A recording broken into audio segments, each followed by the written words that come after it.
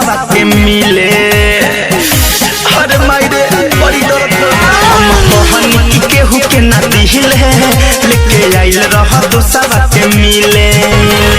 साचो कहतानी तू दू खाई दिहल दिल के।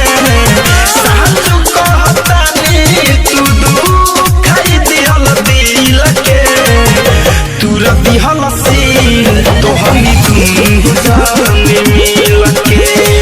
तू दिहल सील तोहनी दुनू जाने मिल के।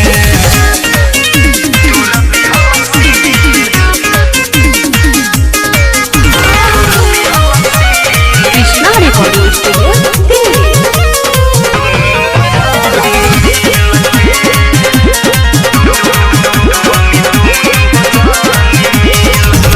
कहीं सुन दैया मार दिले रहे छैया।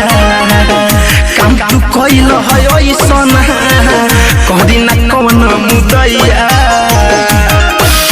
अरे मायरे कहीं सुन दैया मार दिले रहे छैया। काम तू कैल है ऐसन करी ना कौन मुदैया।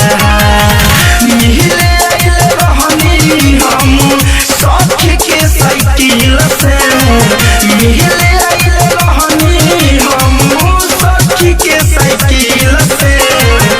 तू दिहल सील तोहनी दुनू जानी मिल के। तू दिहल सील तोहनी दुनू जानी मिल के।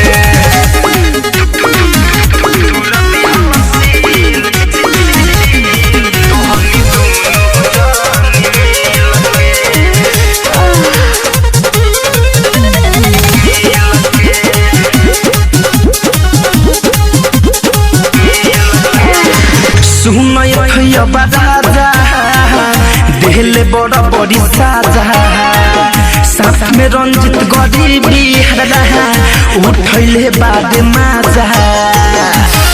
अरे मारू भाई के रे सुनय भैया बदाजा देहले बड़ा बड़ी साजा साथ में सरोज बीरू उठैले बाद माजा। बुझल मोर फील के धरे कंधन नहीं बुझल मोर फील के। तू दिहल सील तोहनी दुनू जाने मिल के।